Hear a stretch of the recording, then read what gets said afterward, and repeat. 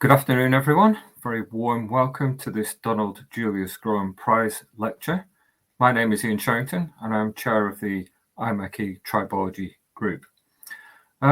This lecture is part of a return, to some extent, to our normal format for the house day for the Tribology Group, in a slightly different order to the one that we would have run it at the IMechE. We're going to begin with the Donald Julius Groen Prize lecture, and then follow this with the Mission of Tribology, the competition for PhD student presentations at 1400. And if you've not already registered for that, please do so and join us at 2 o'clock. The day itself will also be interspersed with prize announcements. And by way of doing that, what I would like to do is to, first of all, mention the winner of the Tribology Silver Medal. Technically, this is not an announcement because the medal winner has already been announced on the IMechE website, but I would like to read out the citation of the medal winner in the normal fashion.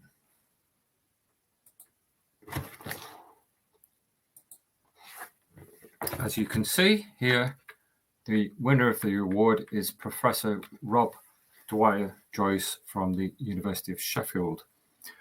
The Silver Medal is a national award that's made by the Tribology Trust in recognition of exceptionally meritorious contributions to the science and technology of tribology.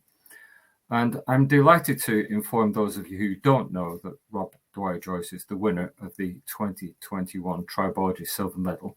And I'm going to read the citation, an abridged version of the citation that appears on the IMechE website. So, sponsored by the National Nuclear Corporation, Professor Rob Dwyer-Joyce gained a degree in mechanical engineering from Imperial College in 1987. From 1987 to 1989, he worked for British Gas Petroleum Production on the Rough Gas Field as a maintenance engineer, but returned to Imperial College to complete a PhD on debris effects in rolling bearings under sponsorship by SKF. He was awarded a PhD in 1993, winning the college's Armstrong and Unwin medals for achievement. Rob joined the Department of Mechanical Engineering at the University of Sheffield as a lecturer in 1994, where he re-established a research group in tribology. He was promoted to a personal chair in 2007 and held the post of head of department from 2008 to 2014. He's now director of the Leonardo Center for Tribology, where he's also a director of an EPSRC Center for Doctoral Training in Tribology. Rob has personally supervised 51 PhD students to graduation and is also principal investigator on an EPSRC program entitled Friction, the Tribology Enigmas, which is run jointly by the Universities of Sheffield and Leeds. From 2009 to 2019, Rob was editor-in-chief of the Proceedings of the Institution of Mechanical Engineers, Part J, Journal of Tribology, where he managed rapid growth in submissions, the introduction of new online interfaces, and oversaw the transition from Professional Engineering Publications Limited to Sage Publishing. In addition, Rob has also served on the editorial boards of the ASME Journal of Tribology, Lubrication Science, Biotribology, and Friction. And I'm really sorry, but there's somebody knocking at my door. I'll be 1 second.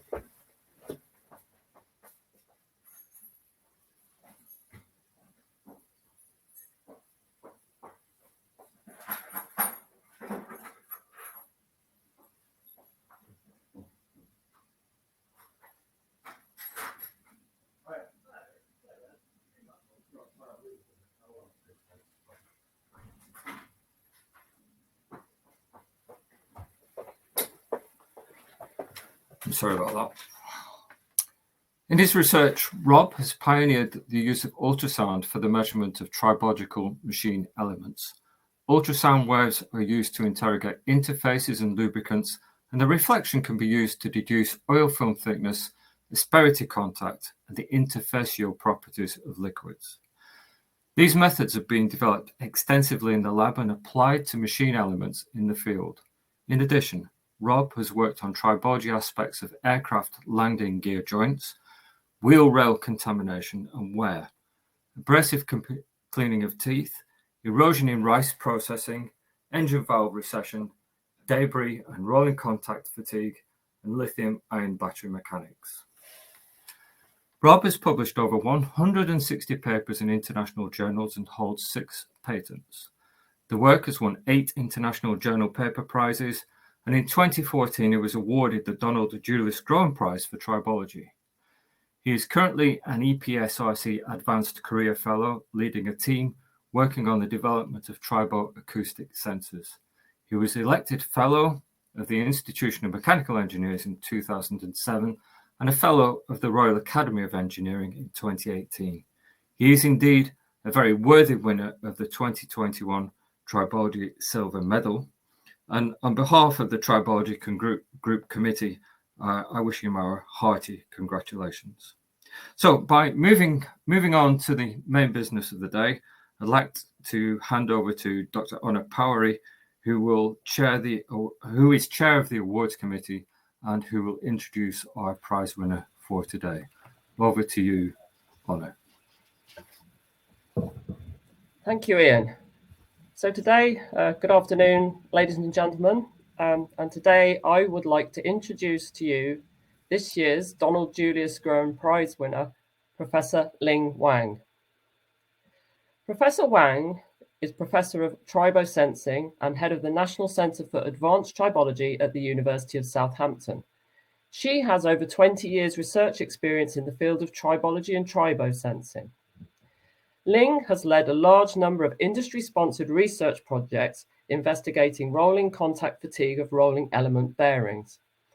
She led the EU Clean Sky project for development of integrated intelligent bearing systems, or I2BS, where both advanced tribosensing and machine learning techniques were implemented. She has been involved in many collaborative research projects sponsored by the EU and UK research councils, as well as working with industrial partners such as Rolls-Royce, General Electric, Vestas Wind Systems, Shell Global Solutions, and the Schaeffler Group. At Southampton University, Ling chairs the University Strategic Research Group on monitoring of engineering and natural systems using sensors. She also co-leads the Centre of Excellence for Re-Engineering for Electric Mobility. Ling has published over 100 peer-reviewed research papers and given many keynotes and invited talks at national and international conferences. She also serves on the editorial board for multiple tribology journals. Ling is a fellow of the British Institute of Non-Destructive Testing, or BINT, as well as a member of a number of other professional institutions. She has recently become a fellow at the Turing Institute. In 2017, Ling won the BINT Common Adit Prize for significant contribution through research and development in condition monitoring to the benefit of industry or society. In summary, Ling is a highly experienced researcher and academic in the field of tribology and a very active member of our community. Through combining in situ monitoring and detailed analysis of bearing materials, she has provided unique insight into understanding the drivers for bearing rolling contact fatigue. Ling indeed is a very worthy winner of the 2021 Donald Julius Grown Prize. And I look forward now to hearing today's lecture. Thank you, Ling. Thank you very much, Honor. And I would like to thank IMechE and the Tribology Committee at IMechE for giving me this prestigious prize. And I'm very honored to give this lecture as well. So I choose to give a lecture on the rolling contact fatigue, where we're looking at the elucidating of the white edging cracks and white edging bands for today. Hope you enjoy it. I'll just share my screen. I think I need to do that.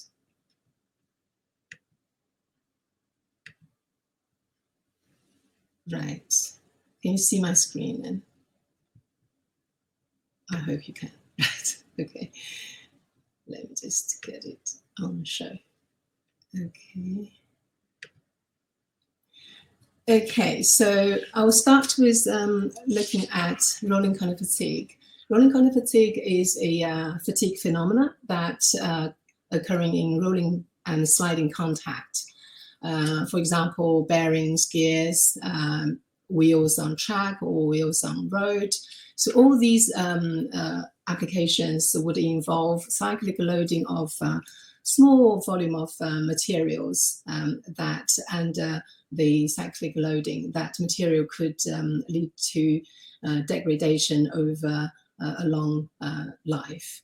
Initially, the rolling color fatigue would lead to microstructure changes in the material and eventually lead to damages on the components.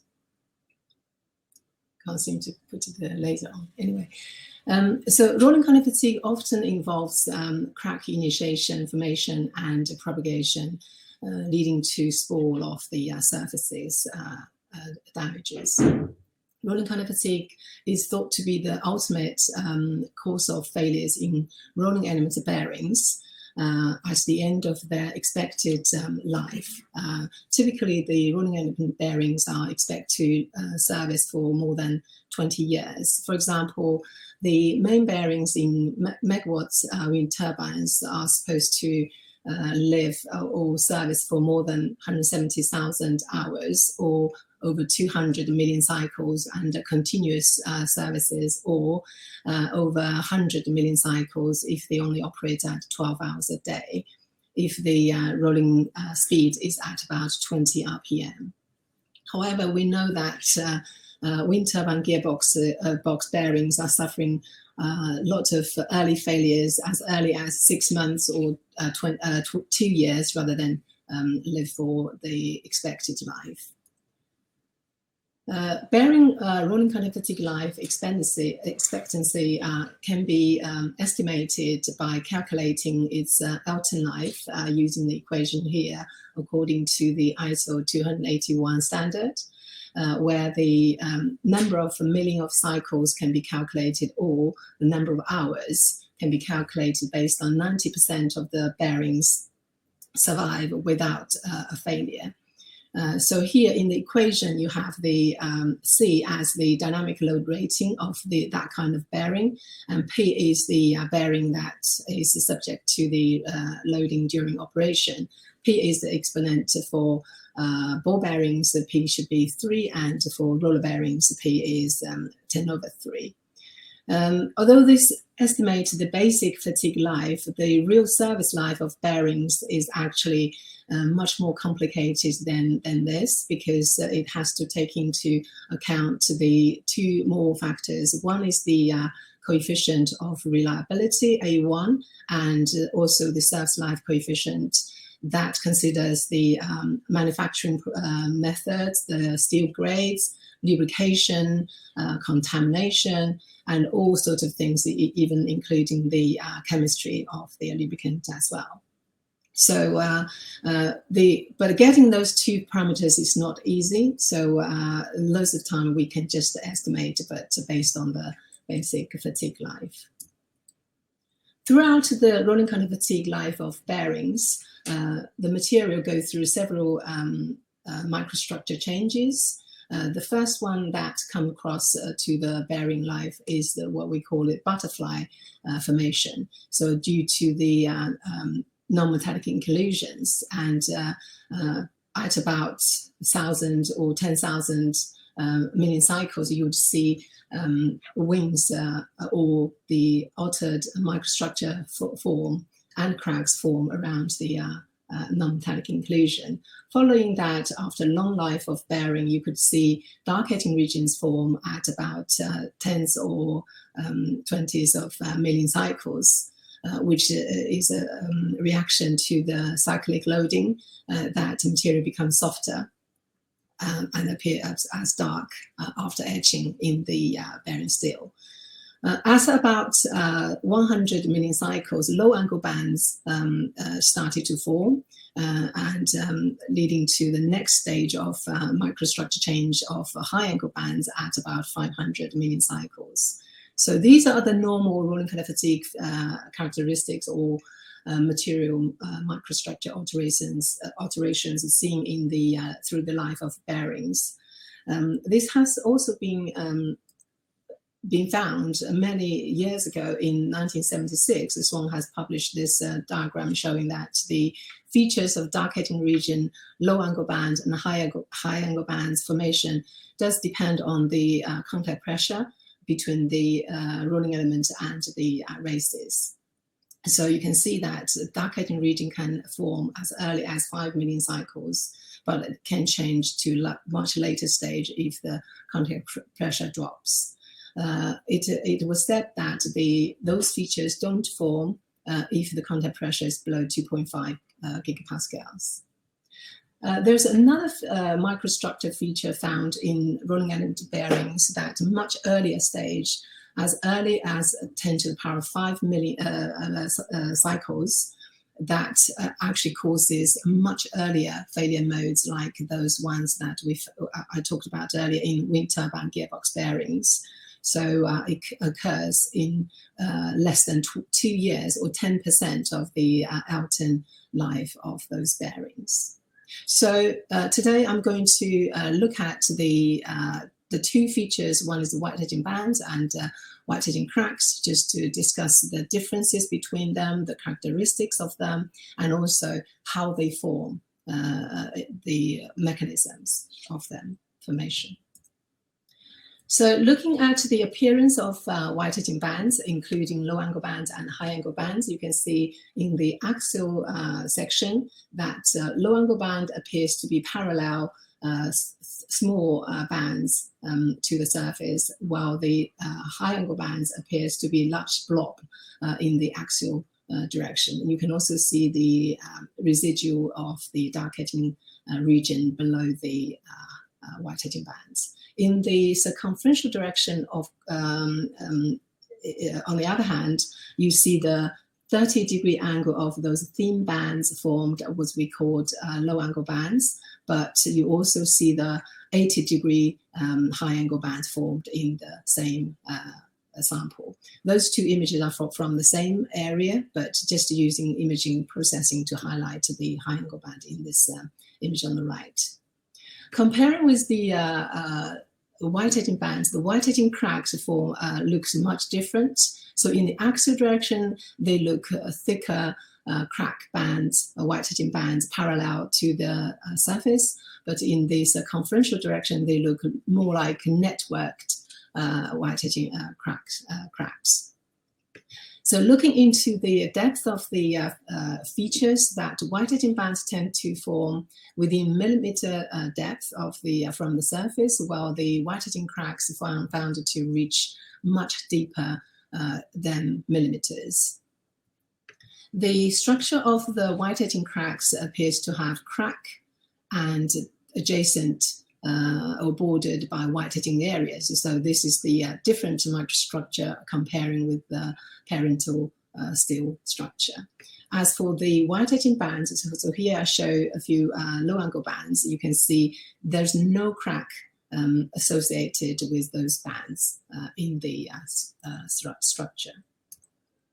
In 3 dimensions, that the white hedging bands appears to have parallel low angle bands, small low angle bands, crosses with high angle bands, much bigger high angle bands. So this is the reconstruction of serial sectioning from the high angle bands. You can see that the band can expand up to hundreds of, over 100 micron depth, but the thickness is quite small, as I show here, up to 10 microns, and the length is up to 90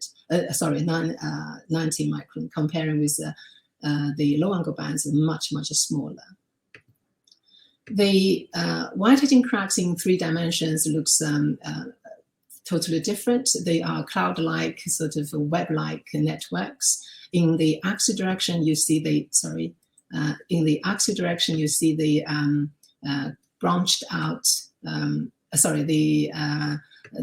parallel cracks, but in the circumferential direction, you see the network, the branched out cracks. So both white hedging cracks and white hedging bands include white hedging areas. So how do the white hedging areas look in those 2 features?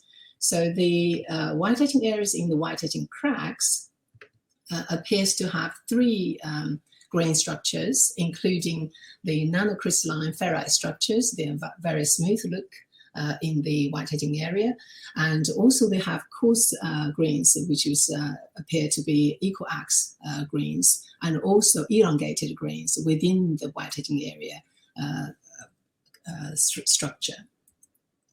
As for the chemical composition of the white-edging areas, you can see here the chromium map and the carbon map for the white-edging cracks. You can see that the carbon is much depleted in the white-edging area comparing with the parental material. The measurement shows that 13% lower than the parental material. However, in the carbon is only reduced by 3%. Within the white-edging area, we found that the carbides are depleted. You can see those black dots on the in the unaltered regions, but you don't see them very much in the white-edging areas. Within the white-edging areas, apart from the low carbon regions, we also found some high carbon concentrated regions. And with the TM analysis, we found that diffraction patterns, we found that the low carbon region is the nanocrystalline BCC structure, ferrite structure, while with the mixture, the high carbon region contains the mixture of the BCC and hexagonal crystal structure, which is the equiax grains. And these grains are between 10 and 300 nanometer in size. The hardness of the white-edging area has always been an interest. That's the cause for the white-edging appearance in the under the microscope, light microscope. And in the literature, we have seen that report that the hardness of the white-edging area varies between 10 and 60% higher than the matrix. But through the detailed analysis, we found that the three different structures within white-edging area has shown to have different level of hardness. The nanocrystalline white-edging area has shown to have as high as 65% higher than the matrix. The equiax ferrite grains in the fine grains shows 18% harder, while the mixture between the equiax and the elongated grains shows actually being softer than the matrix. So let's compare that with the white-edging area in the white-edging bands. So the carbon content in the high-angle bands show to be much, much lower, so like 94% lower than the matrix, and the low-angle band shows to be at also 80% lower than the matrix. This is the data from literature, multiple literature. The carbides in the altered region has shown to be depleted comparing with the matrix, and the main grain structure within the low angle band and high angle bands, or the white-edging bands region, show to be having long elongated grains within the high angle bands, and within the low angle band also have equiax grains forming within the white-edging bands. Also, the third structure, which is different from the white-edging crack, is the lenticular carbides formed adjacent to the elongated grains in the low angle bands and adjacent to the high angle bands edge. So here is a more closed-up image showing the elongated grain and equiax grain and lenticular carbides within the low angle bands. So the hardness for the white-edging bands is more complicated because the qualitative measurement of nanohardness and the quantitative hardness have shown that the lenticular carbides are much harder than the matrix. Is about 36% higher than the matrix, but both the elongated grains and the equiax grains are actually softer than the matrix. This is probably caused the confusion in the literature that saying the white band, some people saying the white band edging bands are softer, and some people actually found them harder. So comparing with the white edging areas in the white edging cracks, the equal arcs grains are much bigger, slightly bigger than the equal arcs grains in the white edging areas, but much bigger than the fine crystalline BCC structures. So that's probably why the equal arcs grains shows much softer than those in the white edging areas in white edging cracks. So now I'm going to look at the formation mechanisms for both white edging bands and white edging cracks. So to investigate the formation mechanisms for the white edging bands, we have conducted with Schaeffler on the L17 test rig using the angular contact bearings, using the standard gear lubricant VG68, and two contact pressures, 2.9 and 3.5 gigapascals. The speed was kept at 12,000 RPM. The outer ring temperature was self-regulated at 80 degrees.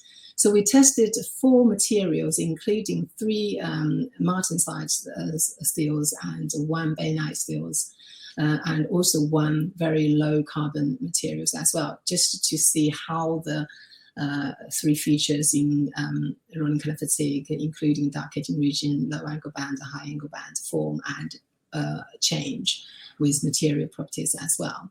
So the cycles we have run up to 7,668 million cycles, comparing with the normal test. This is quite a long test here, and you can see the hours is up to nearly 1,400 hours in the test. Not for all the materials, but some of the materials which are resisting the formation of those features. After the test, we have analyzed the inner ring of the bearings in both axial and circumferential directions, going through the standard metallography, polishing and etching, and used a range of techniques to look at the microstructures of the bearing steel. Just to remind you that the low angle bands form after the formation of dark edging regions. So you can see here there's the dark edging regions and there's low angle bands here. And the high angle bands form a lot more later in the bearings. So just to have a look at the dark edging regions comparing with the parent or the virgin material. You can see the virgin material is the typical martensite structure with primary carbides. In the dark edging region, this is the late stage of the dark edging region formation. You can see that there's loads of dark edging bands, or engineering bands, some people call it, or elongated grains in batches, and they have at different directions as well. The primary carbides exist in the virgin sample. Has some are still there, but some have been cut through or broke down within the bands. Within the dark edging regions, we found that the formation of equal arcs grains. This we thought was the initiation of the low angle bands. So how do the elongated grain turn into the equal arcs grains? So there's 2 proposed mechanisms. One is due to the fragmentation or grain fragmentation of dark edging bands, or the grain refinement, which illustrated by Lee in this journal paper that shows that you either through the entangled dislocation distributed through the elongated grain, or through the due to the stresses the grain is subject to, it could have splitting and rotating of the grain to form subgrains from the elongated grain. It can also form due to recrystallization at stress points. So here are stress points within the refined grains within the dark edging region. Then you can see at stress point that the equal arcs grains are forming here.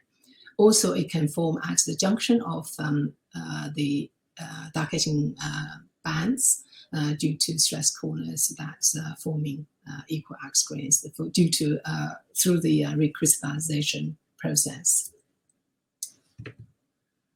So the first stage of the lab formation is called single band formation. So all these examples from different tester samples at different stages, either in the very early stage that the bands were very small, or the edge of the more formulated low angle bands. So you can see these bands only have a very small, a few micrometer length of bands, which only includes equal axe grains. So there's no crack, there's no elongated grain forming, there's no lenticular carbide forming. So this is the initiation of the low angle bands.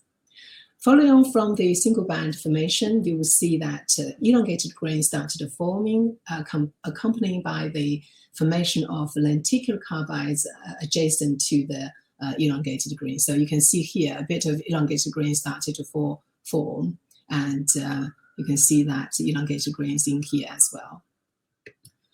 So in the same time that when the elongated grains forming and lenticular carbides forming as it grows, that we saw the cotton buds forming at the end of the bands, as well as multiple bands forming as well. In the meantime, we can also see that some of the carbides have been broken down or dissolved within that bands region. So this leads to the third stage of the low angle band formation, that bands started to multiply and forming band clusters within the region. And that has led to the next stage, that loads of equal axe grains started to form due to the breakdown of the lenticular carbides, because as the density forming increases, the stresses within the bands started to increase, and the unstable lenticular carbides started to break down and forming equal axe grains. So we thought that this was the initiation of the high angle bands. So to check the structure of elongated grains and the lenticular carbides in low angle bands, we did the FibTEM to see that those low angle bands, which includes the elongated grains and lenticular carbide structures, are indeed elongated grains by tuning the samples at different degrees, and we can find that the elongated grains are still there. With the XRD, we found the crystal structures within the band, including both BCC ferrite structures and the cementite structures within the low angle bands, demonstrating the structure, the parallel structures of the elongated grains and the low lenticular carbide structure. So further analysis of the chemical elements, we found that the column-shaped structured lenticular carbides, which correlate with the high carbon concentration next to elongated ferrite grains, which has carbide depleted. So all these just to demonstrate that the lab formation mechanism follows that from the dark aging region formation of equal axe grains growing into single band, then due to grain rotation and coalescing, the formation of elongated grain within the band, equal axe band, the grain bands, accompanied by the segregation of carbon from the equal axe grain to the boundary of the elongated grain. So that becomes a sink of carbon and growth of the lenticular carbides adjacent to the elongated grains. So this eventually will multiply and forming more and more single bands as clusters, leading to the next stage of high angle band formation. So just to confirm the grain rotation and coalescing mechanism we proposed, we did the APT at the Henry Royce Institute, showing that clearly showing the equal axe grain structures and the elongated grain structures, and also the lenticular carbide structures. So the the depleted carbon region is the greens, and the boundary shows higher carbon concentrations. So the further analysis of the carbon concentration at green boundary shows that the green boundary has atomic carbon concentration up to 5%. This one shows about 5%, this one shows about 2 to 3%.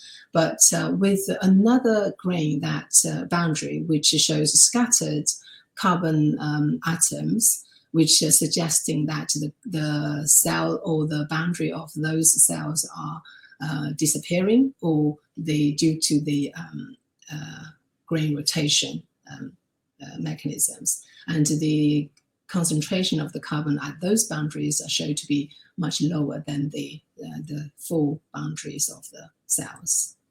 So this is to demonstrate when the grain rotates, the grain boundary between the initial two grains disappearing, and the carbon at the initial boundary would move to the new grain boundaries. Lastly, about the APT, we checked the concentration at the lenticular carbide layers and found the concentration of carbon is at 23 atomic percentage, which is suggesting the cementite structure at those locations. So just to finally to summarize the based on what we found for the low angle bands, we also suggested the formation mechanisms for the high angle bands that follow a similar sort of procedure, starting with breaking down of the carbides, formation of the equal-ax grains, and accumulation of lenticular carbides at high angle bands edge, then formation of elongated grains within the equal-ax grain area. So that's very quickly going through the formation mechanism for the white-edging bands. Now I wanted to look at the white-edging crack initiation mechanisms. So to investigate the white-edging crack evolution and the initiation mechanisms, we did experiments on the, again with Schaeffler, on the L11 test rig, where a small current is applied to the tester bearing. The 25 microamps of current is applied to the tester bearing. The bearing we tested for the white-edging cracks were deep groove ball bearings, and we used a low reference oil, which is known to be critical for white-edging crack formation. The conic pressure tested for the white-edging cracks was at 2.9 gigapascals, and speed of the bearing was a bit lower, is 9,000 RPM. So notice that we stopped the test at 50 hours. This is because the white-edging cracks has led to the damage or failure at this early, comparing with the over 1,000 hours we tested for the white-edging band formation. So again, we did the forensic analysis for the inner ring of the bearings, but only looked at the circumferential cross-sections of those bearings. So the results show that the white-edging cracks formation follows the 3 stages. So you can see that random chosen samples from 50 hours shows a lot of white-edging cracks networks, and at 20 hours there's cracks. You can see, if you look closely, you can see lots of cracks networks, but only a very small amount of white-edging area formed. And at a much earlier stage, that's small cracks formed. There's a small cracks formed at different orientations, but no white-edging areas found to form. So closely look at the first stage or initiation stage that shows those micro cracks have formed at as early as 10 hours of testing. They are below, shorter than 10 micrometers. And we did check the EBSD and found that they are indeed cracks, not the elongated grains. We also found that cracks formed at the boundary of carbides as well during this stage.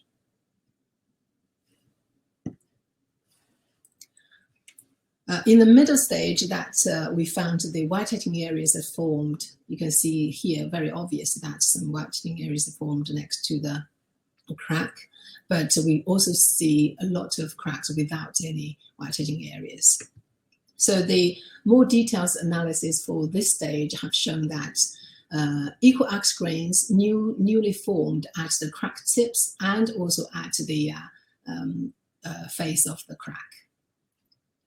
And also we found grains, the nanograins formed at the crack networks as well. So in conjunction of all these networks, we found the new grains newly formed. And in this area, also checked that the carbon concentrations are much lower than the surrounding areas. So this have to demonstrate that the new white-edging areas that form at crack tips or the crack faces, and even at carbides, have changed to white-edging areas as well during this stage. Another thing we have found was that there's a elongated grain, very small elongated grains has formed in this area during this stage, and some more formed within the equal axe grains of elongated grains formed in this region. So the last stage, of course, is the failure of the bearing, where a large network of white-edging cracks formed, and you can see the cracks going towards to the surface, bearing surface.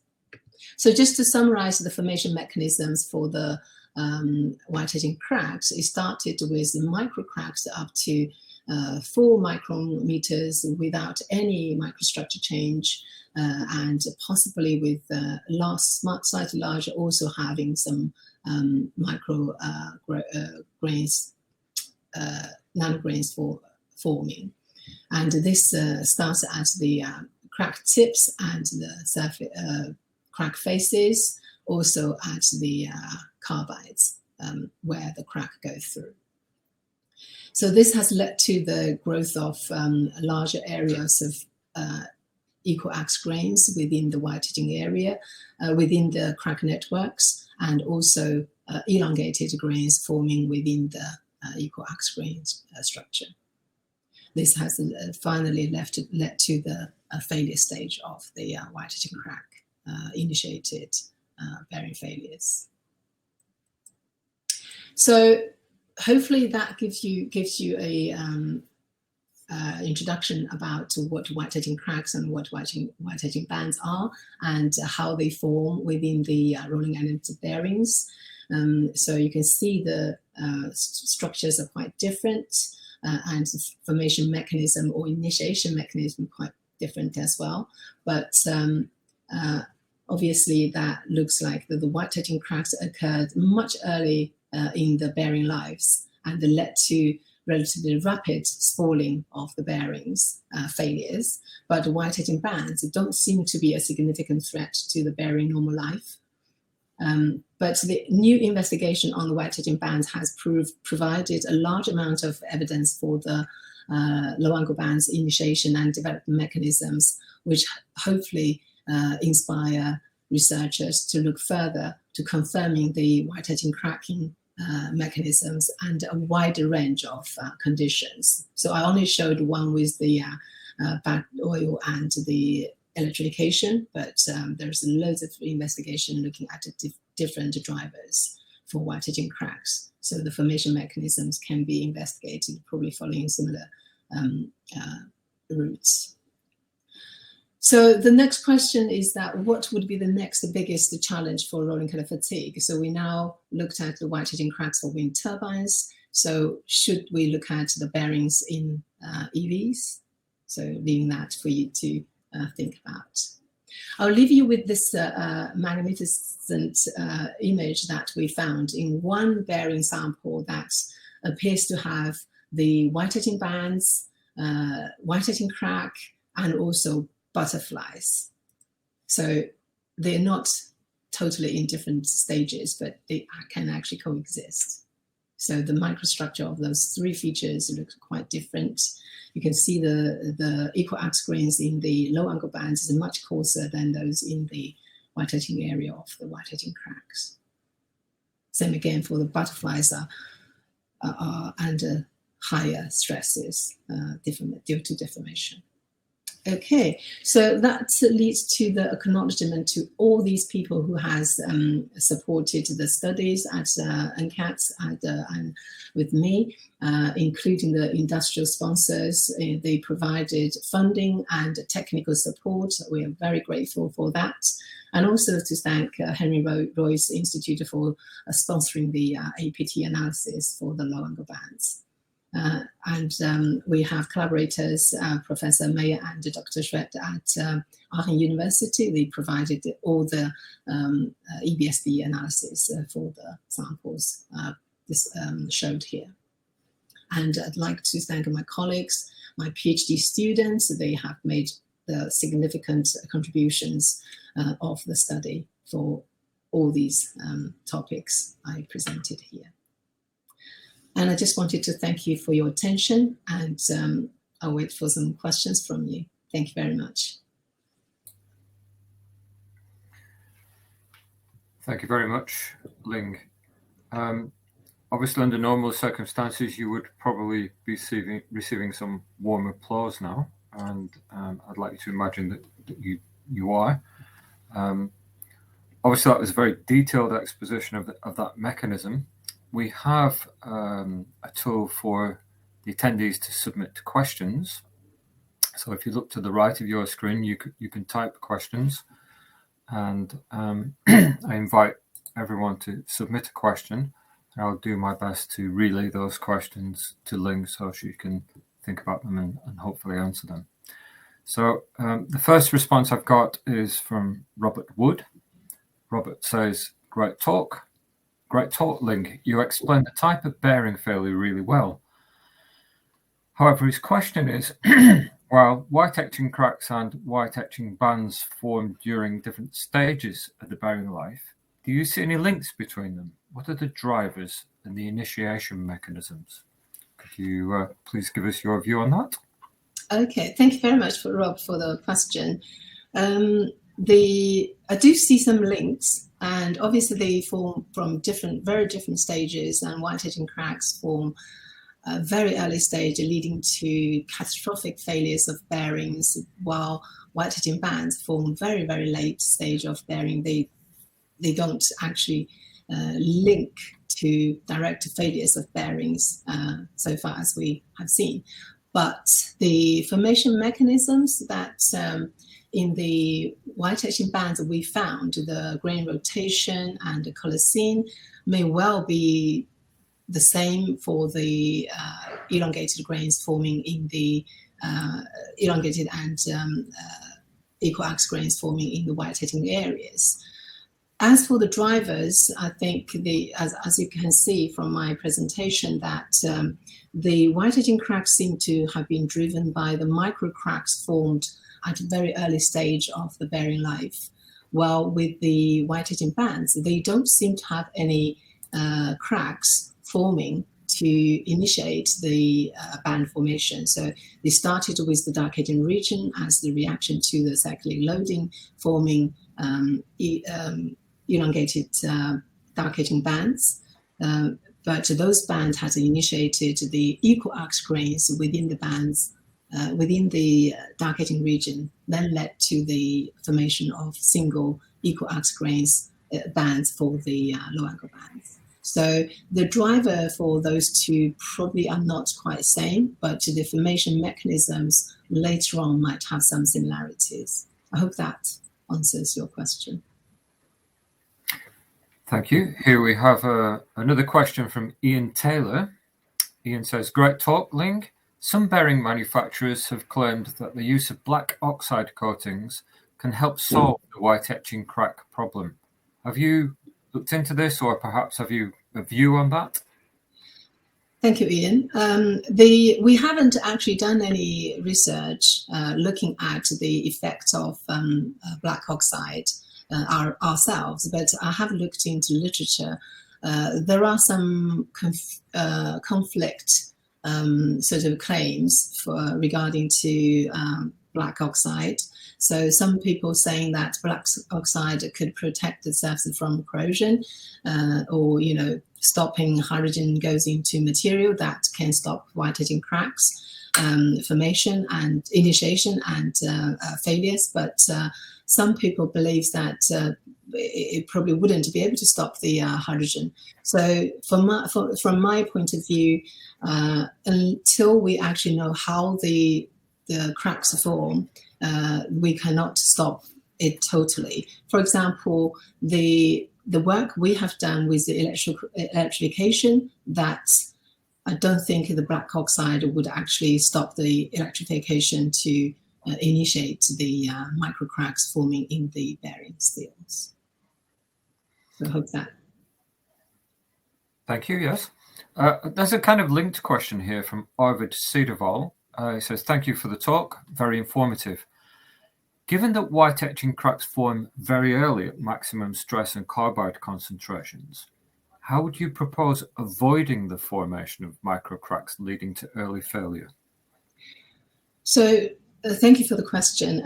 So the white edging cracks formation looks like, from many studies, that looks like the crack formation as a prerequisite for the white edging area formation and white edging crack propagation, leading to the early failures. But the crack formation can either be driven by what I showed, the bad oil and the electrification. It has also been shown to be driven by surface cracks, which Imperial College has done lots of work to look at that. The stress lead to the crack from the surface, then lead on to the white edging cracks as well. And in Cambridge, they have done pre-crack the material with the subsurface, the crack of the material, by just a thermal effect, so heat the sample and creating micro cracks within the material, then lead on to the white edging area formation and crack formation. So it is very difficult to say how we can completely stop it, but I would think that we should look at the particular application, the operating conditions where maybe hydrogen is a factor or main factor, or maybe electrification is a main factor, and or could be chemistry, hydrogen being the main factor, so that we can then design materials, probably use materials for that particular application. So I don't think, personally, I don't see a uniformed solution for all the problems that we have seen in the labs.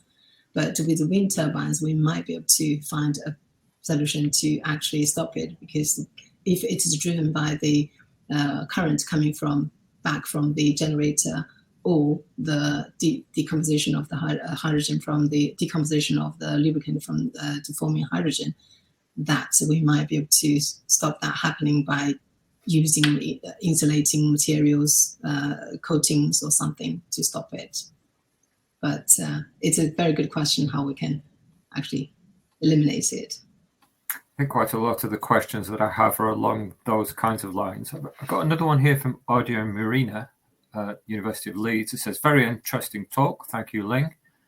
Could you please comment on the importance of lubricant, physical and chemical properties on the formation of white etching cracks and white etching bands? I think that's quite an interesting question, because that pertains to more practical circumstances, doesn't it? Yeah, thank you, Adin. Yes, lubricant has always been associated with the white edging cracks in many aspects. So one thing is that lubricant which contains hydrogen atoms may be a source of hydrogen atoms and the radicals that could be decomposed and go into material and weaken the material and forming cracks, then lead on to white edging crack formation.